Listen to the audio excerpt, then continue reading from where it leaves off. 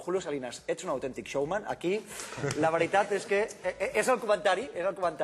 Veiem Julio Salinas al Mira quién baila i realment dius, aquest tio no ho fa malament, perquè correu 3 hores a la setmana. Julio, deies la setmana passada, es treballa més que entrenant a futbol. Molt més. A veure, jo entrenant com molt 1 hora i mitja i sobretot moltes vegades que no entrenava ni 1 hora, no? T'has vist a la tele o t'estàs veient ara per primer cop? Posa morritos, Julio, com va la Sí, tele. lo he vist per internet,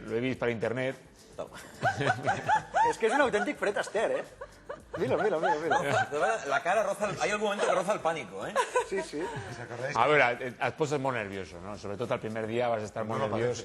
No, ara no, ara ja l'agafes una mica el truquillo. Et poses més nerviós que jugant una final d'un partit de futbol? La primera vegada molt més que quan vas jugar la final de la Champions. Ten en compte que és una cosa que tu no domines, que tu no sabes cómo fer-la.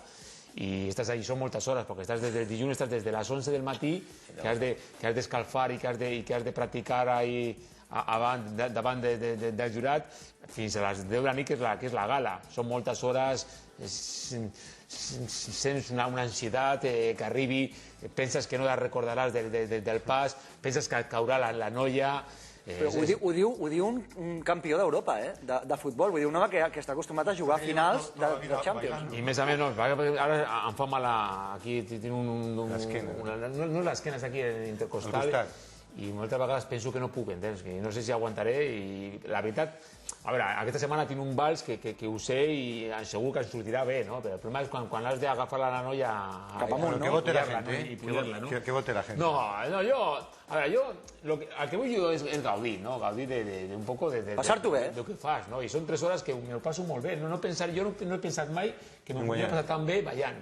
Ballant 3 hores. Ara he vingut d'aquí, que està aquí al costat de ballar, i la veritat que me lo passo molt bé. El que passa és que esto té una conseqüència, que és que després quan acabi el programa aniré o tindré que anar a ballar a la meva dona, no? Clar, perquè sempre t'havies escaquejat, no? Com fem els homes. I ese es el examen más duro. I és un examen molt dur que la meva dona sempre ja m'ha demanat, ja moltes vegades, ja fa 15 anys que m'ha demanat per anar a fer ball de salón. I jo sempre, a mi no m'agrada, esto es una merda, tal.